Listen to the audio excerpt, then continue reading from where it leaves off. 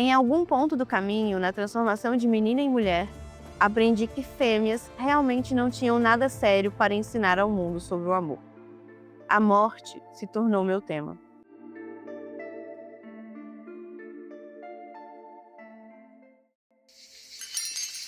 Olá, eu sou a Lara. E eu sou a Lai. E esse aqui é o Jardim Selvagem, um podcast que acredita no poder curativo e emancipador das trocas de experiências e conhecimentos entre mulheres. Entre e fique à vontade, sinta-se no seu próprio jardim.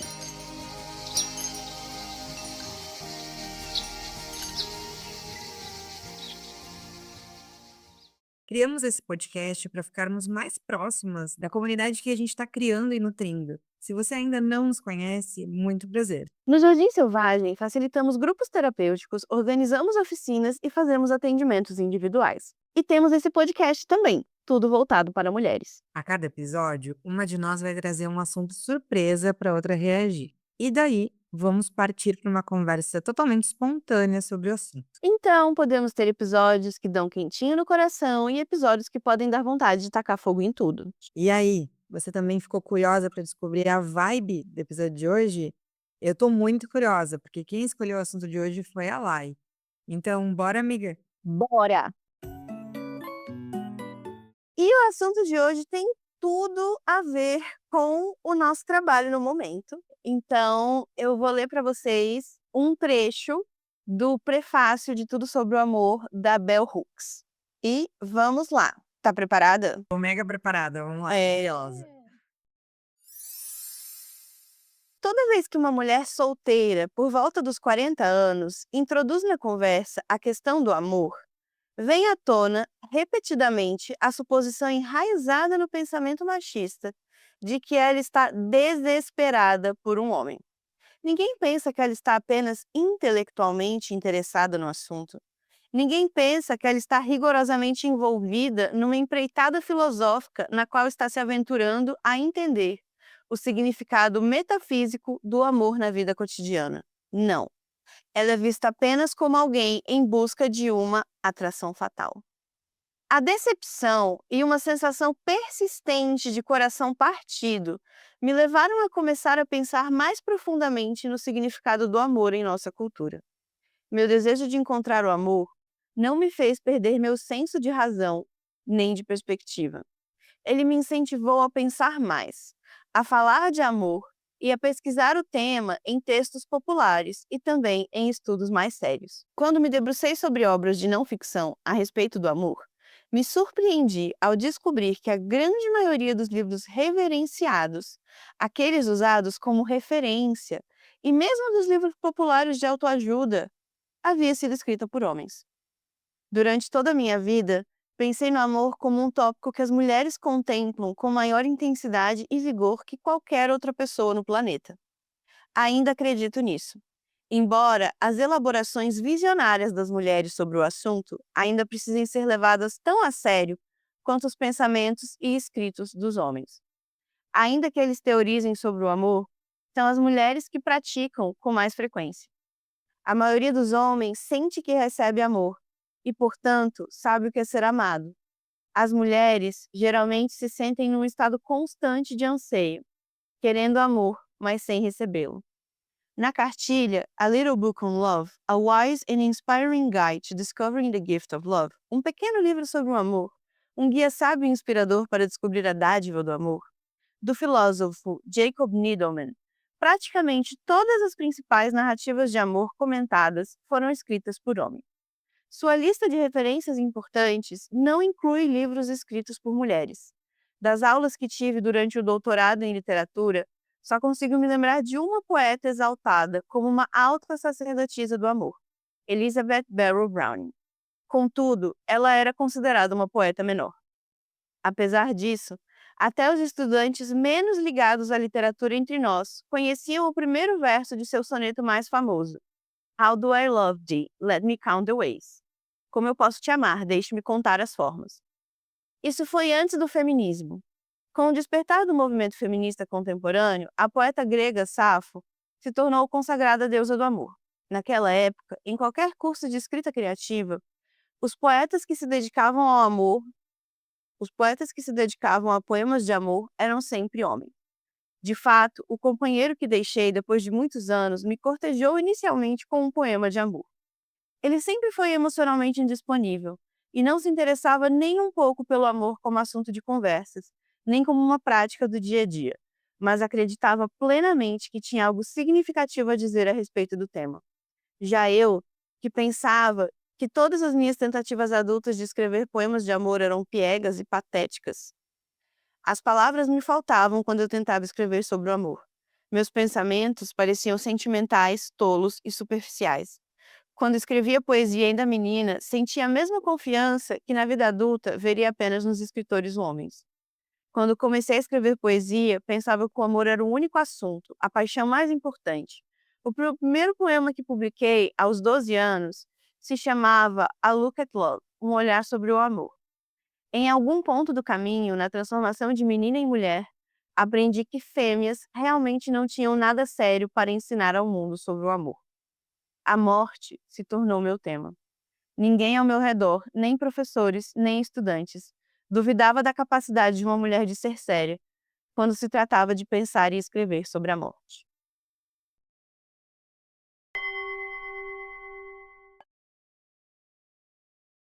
Nossa, é impactante porque enquanto eu te ouvia, eu pensei em muitas coisas ao mesmo tempo.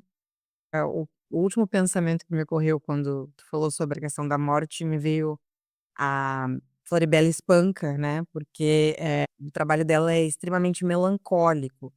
Inclusive dentro da psicanálise, a gente fez até um trabalho de pesquisa utilizando os escritos dela para falar sobre luto e melancolia, o texto de Freud, né. Então, fala muito sobre, inclusive, a questão de acabar com a própria vida e tal, né, a vida não ter sentido. Então talvez seja uma ausência mesmo do amor, né, seja um desamparo extremo, em que a mulher pode falar sobre desamparo extremo, ou seja, a ausência do amor. E o homem poderia falar sobre o amor, mas sem necessariamente vivenciá-lo na prática. E outra coisa que me ocorreu é que é difícil falar sobre isso, mas me ocorreu que o único homem que tenha me escrito poemas de amor, com frequência, assim, com uma certa recorrência, foi o único que também me levantou a mão para me dar um tapa. Então, o amor fora da prática, tipo, o amor na fala, na escrita, Hum. juras de amor, promessas, mas na prática tinha ciúme, revolta, tentativa de dominação, de domínio. E na época eu não tinha tanta consciência disso, mas ainda assim, quando ele me levantou a mão, eu segurei a mão dele.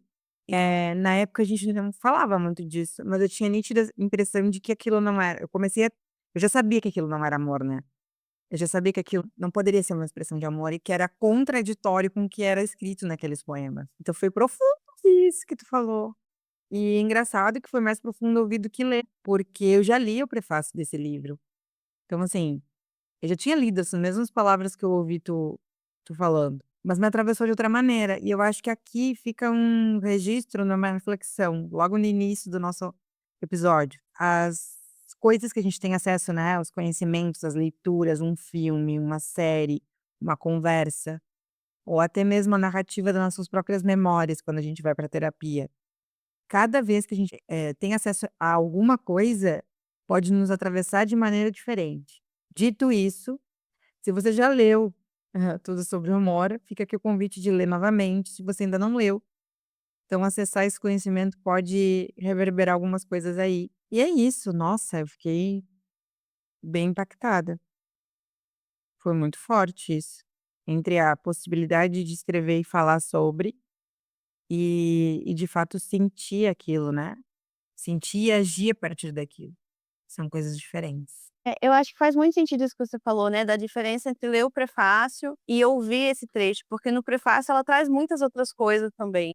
Então aqui é um recorte específico da gente olhar para essa questão da diferença entre homens e mulheres falando sobre o amor. E acho que ela não citou aqui, nesse trecho, não me lembro se depois ela fala ou não, mas basta a gente pensar, né, que o símbolo máximo que a gente tem de poeta romântico é Shakespeare. que é um poeta que fala de amor e que inclusive tem ali, né, suas obras com feminicídio, por exemplo, com esses amores que terminam com morte, inclusive o próprio Romeu e Julieta. Acho que até tem umas correntes interpretativas que dizem que na verdade Romeu e Julieta era para ser uma crítica do amor juvenil e de como os jovens podiam, por conta de um sentimento, agir impulsivamente, mas virou a maior história de amor. E os 2 terminam mortos. Eu acho que isso se conecta muito também com esse momento que a gente tá vivendo, né, de toda essa escalada de violência contra a mulher e de feminicídio, e que normalmente, como a gente sabe, é de uma pessoa que ela conhece. Tem a ver muito com essa distorção do que é o amor, né. É como se o amor fosse posse, domínio, então existe essa distorção. Eu me lembrei de uma situação que aconteceu, eu fui a São Paulo com a minha irmã e a gente acabou caindo numa roda de samba lá, assim, muito legal.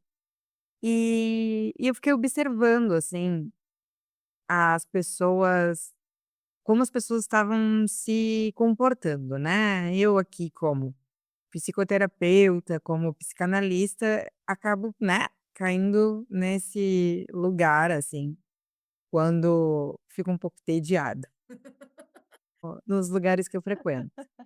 E aí eu fiquei observando, assim, que os rapazes não tiravam as moças pra dançar.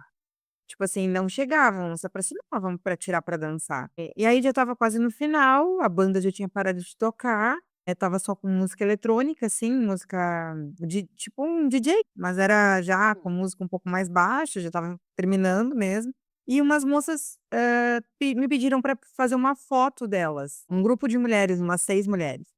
Quando eu fui pegar o celular de uma das moças pra tirar foto, um cara que eu observei que passou o tempo inteiro só olhando, sem fazer nada, ele e os amigos, assim, Uhum. estavam nesse comportamento, estavam próximos a mim, assim, ele não tinha puxado assunto com ninguém, e ele chegou pra me dar instruções de como fazer uma melhor foto, sem eu solicitar.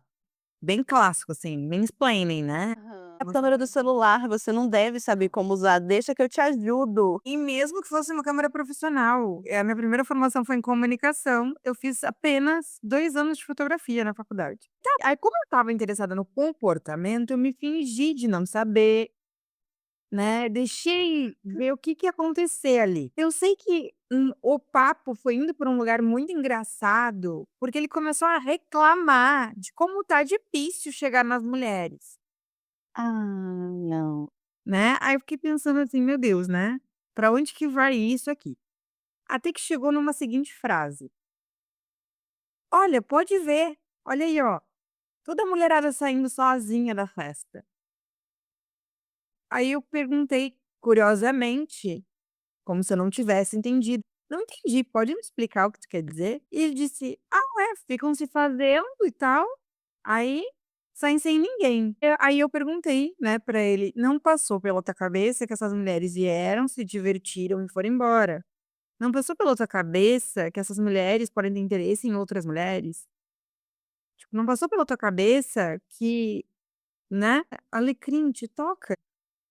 E eu acho que é curioso isso, né. Além disso, nessa conversa, ele ficou falando coisas do tipo que a gente tem ouvido agora muito com frequência: "Ah, eu nem sei mais como chegar na mulher, porque hoje em dia tudo é assédio". E aí eu rebati falando assim: se tu souber ouvir não, não tem risco de assédio, porque se tu passar do limite e a mulher demonstrar o limite, tu aceita o limite, agradece a oportunidade e vai embora. Uhum. Tipo, não existe isso, esse perigo todo não para os homens não existe, é algo que está sendo criado para eles poderem ter esse lugar de vítima da situação. Mas também tem uma outra questão, os homens não são incentivados a sentir, eles não são incentivados a olhar para outra pessoa e perceber o que a outra pessoa está sentindo ou pensando, ou supor. Ou, sabe, esse lugar é feminino. A gente ensina mulheres a agradar. E o que significa agradar? É antever as necessidades, pensamentos, sentimentos dos outros. E os homens não são socializados para isso.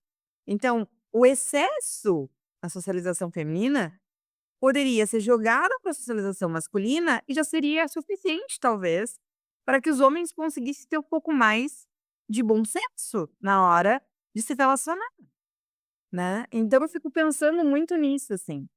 Se existe uma dificuldade dos homens entenderem não, né, não sei se é bem entender, mas Aceitar, aceitar, respeitar, né? respeitar o não, imagina alguns limites mais sutis, como uma esquiva, como um agradecimento, um sorriso amarelo, e a gente foi socializada para dar limites sutis, para Hum. exatamente dar esses sorrisos amarelos, né, ser gentil, ser respeitosa, não ofender, E mesmo para notar esses limites sutis das outras pessoas também, né. Para notar e para descobrir de que maneira que a gente pode resolver aquele problema que aquela pessoa está tendo. E você falando sobre isso, eu lembrei, acho que foi ontem, eu vi no Instagram, eu até salvei, depois eu posso confirmar e colocar a referência na descrição do episódio, de um estudo que fizeram sobre para onde os homens e as mulheres estão olhando quando eles estão em locais públicos. E aí é muito interessante, assim, porque, tipo, o olhar dos homens, ele tá muito focado no caminho por onde eles estão indo. É um daqueles estudos que mostra mancha de calor, assim, então vai ficando vermelho mais intenso. E aí, quando é um homem, tá mais focado no caminho para onde ele tá indo, assim, né? O objetivo que ele tem, etc., para onde ele vai. E para as mulheres, tá em volta. Tá olhando para todas as coisas da onde pode surgir alguém para atacar. Todos os lugares de onde pode vir uma violência. E eu acho que, de certa forma, é a mesma coisa que acontece nas relações, né, isso que você estava trazendo. Porque aí o homem tá focado no objetivo, no que ele quer dizer, no que ele quer falar, no que ele quer daquela conversa, e a mulher tá focada em todos os sinais em volta que podem representar alguma forma de perigo, mesmo que seja um perigo, assim, eh, um perigo de baixa periculosidade, digamos assim, que seria o de, desagradar alguém e ter que fazer alguma coisa para consertar, né, ou ofender alguém e ter que fazer alguma coisa para consertar. Até porque eu falei aqui, né, perigo de baixa periculosidade de brincadeira, mas a gente sabe que isso pode ser um perigo mortal, né, dependendo de com quem que essa mulher está falando. E isso lembra até a fala da nossa musa Margaret Atwood, que o maior medo de um homem é que uma mulher ria dele e o maior medo de uma mulher é que ela seja morta. exatamente. E aí eu fico pensando que assim, trazendo isso, né, que nossa percepção, nosso radar é 360 e o deles é a longa distância. Então, o que que acontece? Isso já demonstra uma diferença que se constitui a partir principalmente da socialização, né, dos viéses culturais, e do fato de a gente estar realmente mais em perigo, né. E aí, quando a gente começa a falar sobre isso, né, quando a gente começa a falar sobre criminalização da misoginia, eles se veem nesse lugar. Qualquer coisa que eu falar e fizer pode ser considerado um crime e eu posso ser preso. Eles começam a sentir que precisam desse olhar mais 360. Eles começam a vislumbrar algo que a gente tem no nosso cotidiano. Eles começam a pensar: "Meu Deus, se eu ofender alguém, eu posso ser preso. Se eu ofender uma mulher, eu posso ser preso". Então, assim, eles começam a vislumbrar esse perigo. Por uma E perspectiva diferente ainda, né, porque nossa perspectiva é de o perigo é um criminoso me atacar, digamos assim.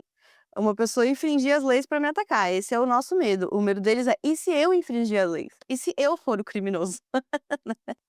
Então essa mudança dessa perspectiva. essa mudança de perspectiva pode ser bem interessante, porque talvez, né, a minha esperança é que isso nutra empatia, naqueles que estejam mais dispostos a perceber.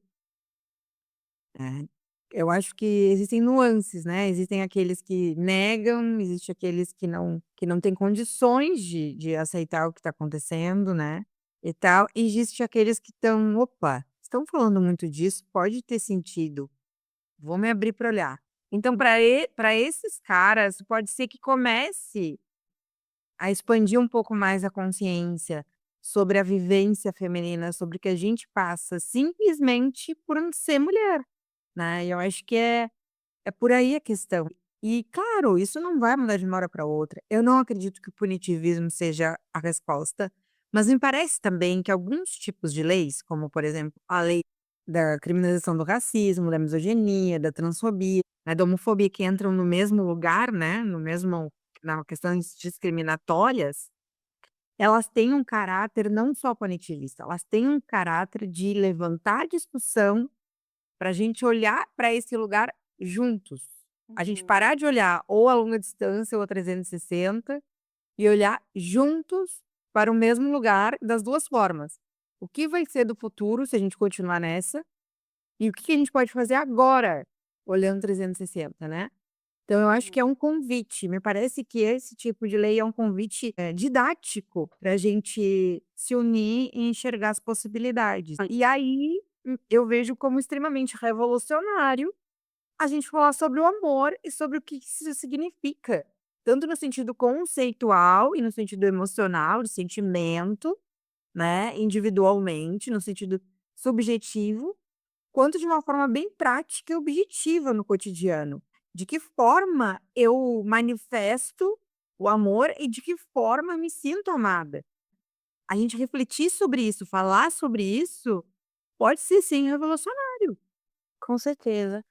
Eu tô pensando aqui também, né, nessa coisa das mulheres não poderem falar sobre o amor, eu acho que eu sinto muito isso como escritora, porque tem essa coisa toda de que o romance é um gênero menor, ele é um gênero para mulheres. E aí eu me lembrei aqui de uma vez, quando eu era mais jovem, de vez em quando eu ficava com uma ideia na cabeça. Uma pergunta, uma inquietação, alguma coisa. E aí eu saía conversando sobre isso com pessoas próximas e às vezes com desconhecidos também.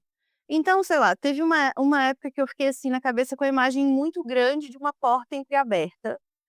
E o que que teria depois dessa porta? E aí eu saía perguntando isso para as pessoas. Imagina esse cenário, o que que tem atrás da porta? Saía perguntando isso para as pessoas. E teve um momento, quando eu estava com uns 20 e pouquinhos, em que, na minha cabeça, ficou a pergunta. Eu passei por toda uma reflexão filosófica e cheguei na pergunta: qual é a diferença entre amor de verdade e amor verdadeiro? E aí, eu perguntei isso para alguns amigos, a gente teve umas conversas super legais, né? E eu sou uma pessoa que eu não sou muito boa em puxar assunto. Eu sou boa em continuar assunto, mas puxar o assunto eu não sou. E muitas vezes o que eu faço é perguntas, né, eu faço perguntas para ver se ali a pessoa entra num fluxo e aí eu consigo entrar nessa onda junto com ela e seguir. E eis que, tinha ficado com um moço que era interessante, aí eu fiz essa pergunta para esse moço pensando: "Ai, deixa eu puxar aqui um papo filosófico, vamos conversar sobre isso". Mas eu era o quê? Uma mulher solteira falando de amor, então obviamente ele achou que eu estava desesperadamente apaixonada por ele, depois de 2 beijinhos, e aí cortou todo o contato comigo. Ai, meu Deus. E é tipo, né, eu acho que aqui a gente entra nessas 2 coisas, né, tem tipo, essa discussão que a Bell Hooks trouxe, de quem é que pode falar de amor, quem é que é validado como falar do amor de um lugar intelectual, e a gente tem também um ego enorme, né, de pensar que 2 beijos da língua de ouro e foi o suficiente para eu ficar ali perdidamente apaixonada, querendo saber qual a diferença entre o amor e tudo mais. É claro, assim, que hoje, né, um pouco mais madura, eu consigo perceber também que não foi a pessoa certa para eu ter essa conversa, e que eu estava ali muito esperançosa das capacidades dele, né, e tudo mais, e que realmente pode ter ficado estranho, mas ainda assim eu acho que passa muito por esse recorte, né, e quando eu li esse prefácio eu não consegui não lembrar disso, porque foi um episódio muito marcante ali de pensar: "Nossa, é isso gente, eu não tenho habilidades sociais, claramente não sei falar com as pessoas mesmo". E só depois é que eu sabe, eu fiquei super triste, aí eu falei com uma amiga, ela falou: "Cara, não, ele que tem um ego gigante, você não pode falar nada e ele pensa que é sobre ele", eu: é verdade, ele tem um ego gigante, tá certo isso". Na verdade, pode ser um pouco de cada, mas Uhum. mas eu escolho acreditar que é mais o ego dele mesmo. E o ego validado, né, socialmente, assim. estimulado, né, a crescer dessa forma de achar que você está falando sobre ele. E a limitação também, né. Existe cada um tem habilidades e pensamento focado para um lado, né, cada pessoa. E existem pessoas que vão ter mesmo essa limitação no sentido filosófico. Ou então não querer, por mais que tenham a capacidade, né, de complexificar os assuntos, não querem pensar sobre isso, não querem engajar em temas mais filosóficos. E eu acho que é interessante a gente falar disso aqui, porque o Jardim Selvagem se propõe a filosofar, a refletir, a sentir, a perceber as coisas de maneiras mais amplas, a expandir a consciência. E quem estiver nos ouvindo aqui, se sentir que essa é a vibe, que gostam disso, né, o nosso trabalho é esse, gente. Então venham, venham participar das nossas conversas, da nossa comunidade e também dos nossos percursos terapêuticos. Inclusive, a gente está começando em brevíssimo mais um percurso e a gente vai deixar aqui o convite para vocês.